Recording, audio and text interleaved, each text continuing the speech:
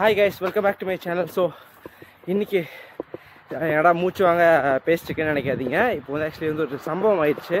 நம்ம கார் வந்து ஒரு சின்ன ப்ராப்ளம் கொடுத்துருச்சு. என்ன பார்த்தீங்கன்னா வந்து அதோட காயில், பாட்டில் காயில் சொல்லுவாங்க, இல்லைனா இக்னிஷன் காயில் அப்படின்னு சொல்லுவாங்க. ஸோ அது வந்து கொஞ்சம் வீக்காகிற மாதிரி ஃபீலிங். என்னென்னா ஹைவேல வந்துட்டுருக்கும் போது அடைச்சி அப்படியே வந்துட்டுருந்துச்சு.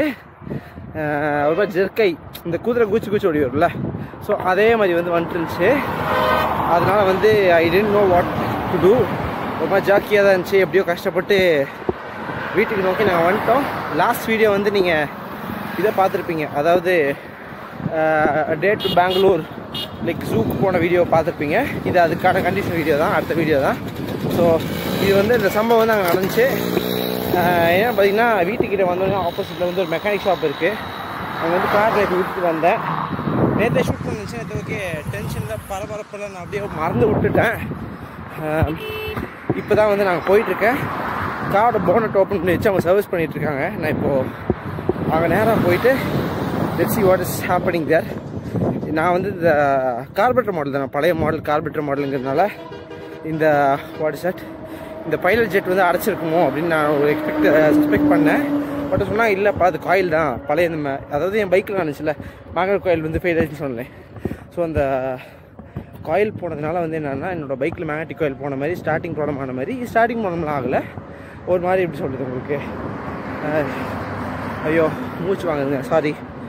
ஓகேங்களா. ஸோ என்னென்னு பார்த்தீங்கன்னா அந்த காயில், அந்த இக்னிஷன் காயில் போனனால வந்து ஓவர் ஹீட் ஆச்சுன்னா வந்து டக்குன்னு சூடாக ஆஃப் ஆயிருமாம்மா. ஓவர் ஹீட் ஆச்சுன்னா வண்டிக்கான சப்ளை, பவர் சப்ளை வந்து வராது, எலக்ட்ரிக்கல் சப்ளை கிடைக்காதுன்னு சொல்லிட்டு இருந்தாங்க. ஸோ அதனால் அந்த பாட்டில் காயில் வந்து மாத்திரம் சால்வ் ஆயிரும். நீங்கள் நைட் டைம் ட்ரைவ் பண்ணுறதுனால உங்களுக்கு பெரிய பிரச்சனை இருந்திருக்காது. இப்போ இது டே டைமில் நீங்கள் கொஞ்சம் ஓட்டினா கூட சிட்டி டிராஃபிக்கில் ஹீட்டப் ஆகி அடைச்சி போய் ஆஃப் ஆயிரும்.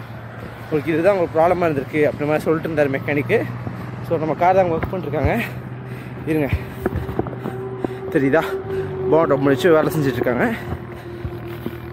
ஸோ வந்து பார்த்திங்கன்னா இப்போ அங்கே தான் போயிட்டுருக்கோம், பக்கத்தில் வந்துட்டோம். எஸ், இதுதான் வயசு நடந்துச்சு. இப்போ வந்து பார்க்கலாம் மாற்றிருக்காங்களா அப்படின்னு.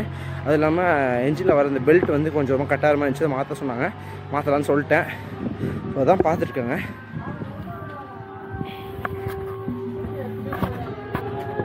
அண்ணா கிடைக்கலங்க. ஐயோ, என்னண்ணா பண்ணலாம்? போ பெல்ட் மட்டும் வேறு போட்டு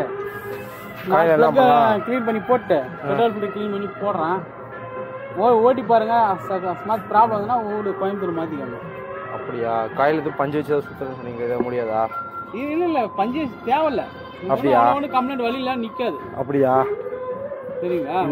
அடைச்சரிச்சு போகிற மாதிரி ஒரு ஃபீலிங் தான் யோசிச்சேன். நைட்டில் கூலிங்கில் போனால் தெரியாது. அப்படியா? பகலில் போனோம்னா சூட்டில் அது இந்த பிரச்சனை வரும். பெல்ட் வேறு வாங்கியிருந்துருக்கேன், பெல்ட் போயிட்டு இருக்குது. சரிங்களா, போயிடுச்சு அது. ஆமாம் அது கொஞ்சம் தூரம் கொண்டு ஓட்டினா கட் ஆயிரும் இல்லையா? கட் ஆயிரும்.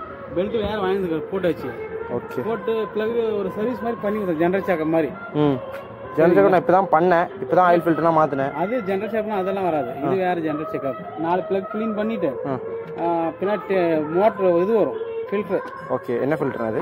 இது பெட்ரோல் ஃபில்ட்ரு. ஓகே, அதெல்லாம் க்ளீன் பண்ணி போட்டு பண்ணால் சரி பண்ணி விட்டுருவோம். சரிண்ணா, ஒரு 1 hour வந்து எடுத்துக்கோங்க. அப்படி ஒரு 1 hour? சரி, ஓகே. அது இங்கேயும் கிடைக்கலையா? அது வந்து அவ்வளோ சீக்கிரம் போகிறது இல்லை, ஒரு ஜென்னில் அவ்வளோ சீக்கிரம் போகாதா? அவ்வளோ சீக்கிரம் போயிடுச்சுன்னா ரொம்ப ரேர் அது போகிறது. அப்படியா? இது வந்து வீட்டில் போயிருக்கு, அவ்வளோதான். அப்படியா? ரொம்ப ரொம்ப ரொம்ப ரேர் போகிறது. சரி, ஓகே. உங்களுக்கு என்ன செக் பண்ணி கொடுத்துட்றேன்.